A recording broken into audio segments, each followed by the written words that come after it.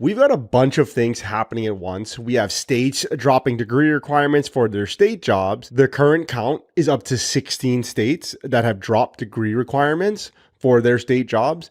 But then at the same time, we have states doing the mandatory filing of the FAFSA to graduate, except for Louisiana going the opposite way. In 2018, they were the first state to mandate their students fill out the FAFSA to graduate. They could also sign a waiver to not fill it out. Within the past few weeks, Louisiana has now repealed that requirement, and it is no longer necessary for their high school students to complete the FAFSA to graduate. So first, I'm going to talk about the legislation, a little bit about it and what's going on. Then I'm going to talk about the marketing behind it and why it's so effective at making your child go to college. Before I get into it, if you have any questions that you want answered on the podcast, go to ask.degreefree.co/question to ask your question there. Show notes to everything that we talked about can be found at degreefree.co/podcast.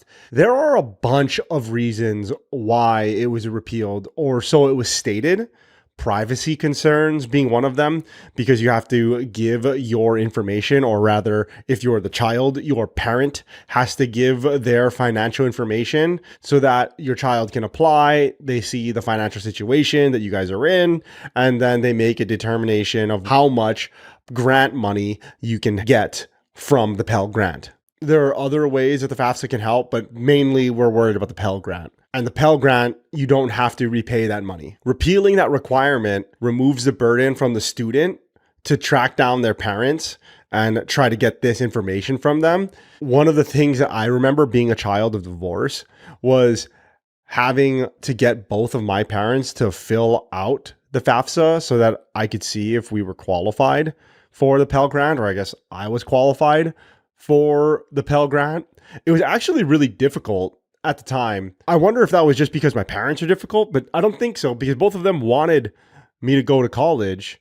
They just had a lot of stuff going on, as you can imagine. And this one didn't get to it. And then I had to go to this one. It was like, hey, fill this out. We got to fill this out. Like, what's going on? And so I had to hunt both parties down.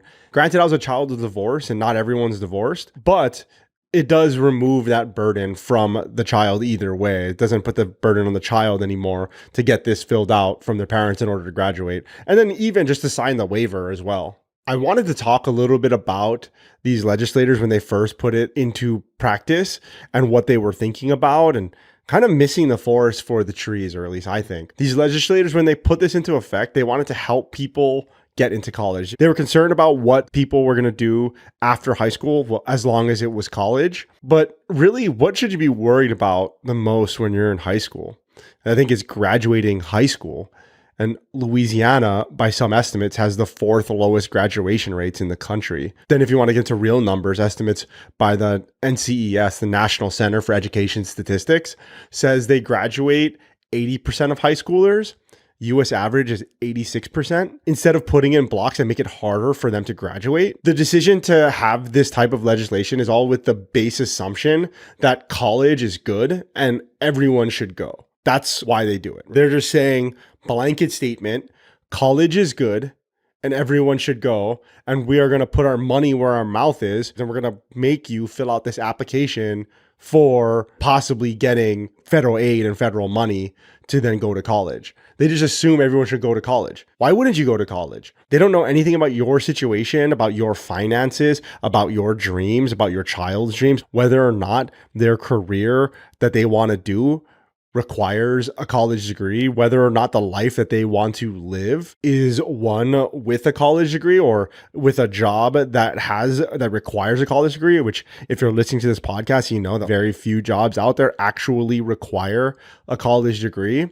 And then they're saying like, oh yeah, you should just go. If you get the money, then you should go. It's like, well, how much is the Pell Grant? And we'll get into that in a little bit. Even with the Pell Grant, I don't have any money to send my child to college and without making them drown in their own debt. Oh, no, I don't want to do it. It just doesn't make any sense. So why are you shoving it down our throats? One of the articles that I read on this took a very thoughtful approach to the whole thing and attacked the issue from the perspective of college graduation rates. Everyone should read the article. I'll put the link to it at the show notes, degreefree.co/podcast.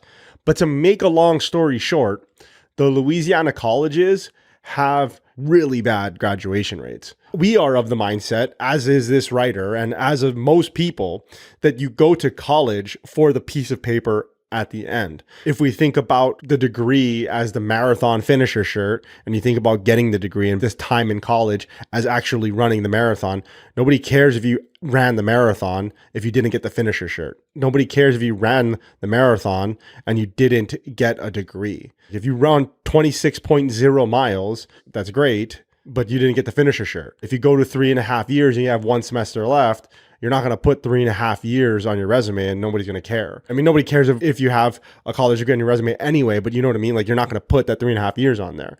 This author is concerned about the college graduation rates because that's what you're doing. You're saying, I'm going to take this Pell Grant money, then go spend my own money. I'm going to spend my own time. I'm going to spend my own effort. My child is going to spend all of this effort, all of this time, all of this money. They better graduate. And what they're saying is that, well, they're not. They're not graduating. So what happened in 2018 in Louisiana is that the FAFSA application rose, people that went to college rose, but then the people that graduated college, right? I mean, it's 5 years later, 6 years later, they still haven't graduated. They're not going to graduate and they're in debt now. So they started the marathon, but then they never finished. They paid the entry fee, then never finished and got the finisher shirt, which is the whole reason why they're there. What I find crazy about this legislation is that the Pell Grant, the grant that you get when you complete the FAFSA, if you're eligible for the maximum amount, is only $7,395 maximum as of this recording. I mean, even if you go to a state school or you go to like a cheap school, that might pay for the tuition, but that will not pay your living expenses, right? And so you either have to take out more loans for your living expenses or go get a job, which most college students aren't doing and don't do. So they're increasing the likelihood of your child going to college for $7,000, for $7,400. So let's just say that you go to a school and it's $30,000 a year to go there. Now, for $7,400 in free money, it's going to cost you $23,000 a year, when the alternative was for your child to go and work instead and make $40,000 a year